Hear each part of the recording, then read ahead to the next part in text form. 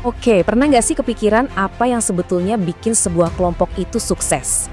Apakah semangat dan tujuannya yang membara, atau justru mesin birokrasinya yang rapi? Nah, hari ini kita bakal kupas tuntas soal itu.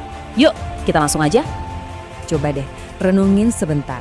Di tempat kerja, di komunitas, atau di kelompok manapun Anda berada. Aturan-aturan yang ada itu beneran bikin kita produktif dan maju, atau malah bikin kita sibuk ngurusin hal-hal yang nggak penting?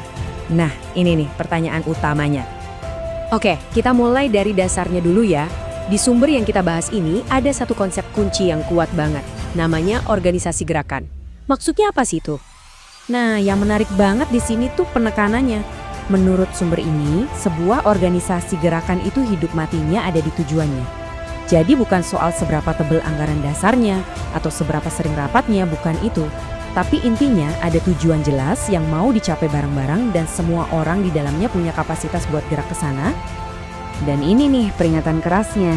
Jadi, kalau sebuah organisasi malah lebih sibuk ngadain acara kumpul-kumpul doang ketimbang ngejar cita-citanya, yaitu menurut sumber ini kualitasnya lagi turun. Tujuannya itu ibarat jangkar. Tanpa jangkar, kapalnya ya cuma bakal terombang ambing gak jelas mau kemana.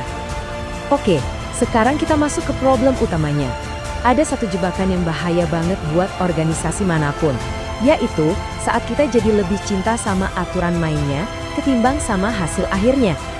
Nah, slide ini nunjukin dengan jelas banget dua dunia yang beda. Di satu sisi, ada kelompok yang fokus ke kenapanya.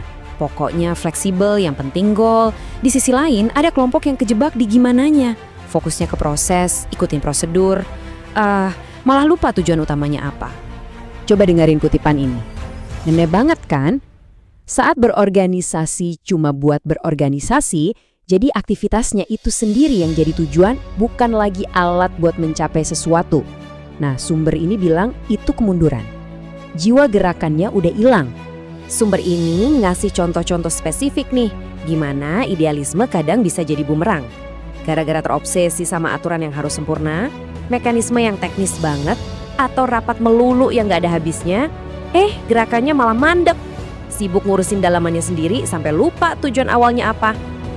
Biar argumennya makin kebayang, penulis teks ini pakai analogi sejarah yang kuat banget dari Indonesia.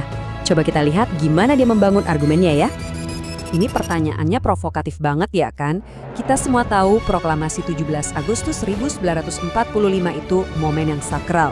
Tapi pertanyaannya, apa prosesnya itu ideal kalau dilihat dari kacamata birokrasi?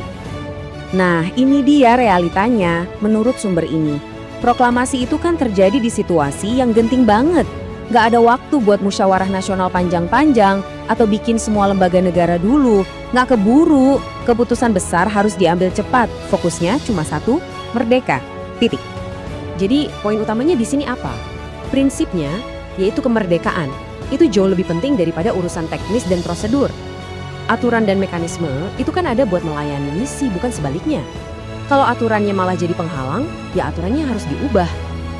Oke, dari sini penulisnya ngangkat argumen ini ke level yang lebih tinggi lagi, level negara. Gimana kalau kerumitan birokrasi itu bukan kecelakaan, tapi emang sengaja didesain begitu? Coba kita bayangin negara itu kayak organisasi raksasa, punya tujuan sendiri kan yang tertulis di konstitusi. Nah, sama kayak organisasi kecil, negara juga bisa loh kehilangan arah. Bisa kejebak dalam mekanisme yang rumit, persis kayak jebakan yang tadi kita bahas. Begini nih cara sumber ini ngejelasin logikanya. Kata dia, kerumitan aturan itu bisa jadi senjata politik. Bayangin ya, penguasa mau memuluskan investasi, tapi ada protes dari rakyat yang jadi penghalang. Taktiknya gimana? Bukan dengan ngelarang protes terang-terangan, tapi dengan sengaja bikin aturan yang super ribet dan berisiko. Tujuannya ya biar orang jadi susah kalau mau protes. Dan ini menurut argumen di teks ini adalah tujuan akhirnya.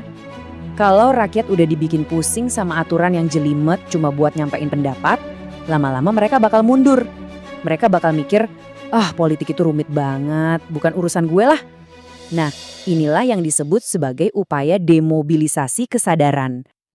Jadi, setelah kita lihat semua ini, apa sih pelajaran utamanya?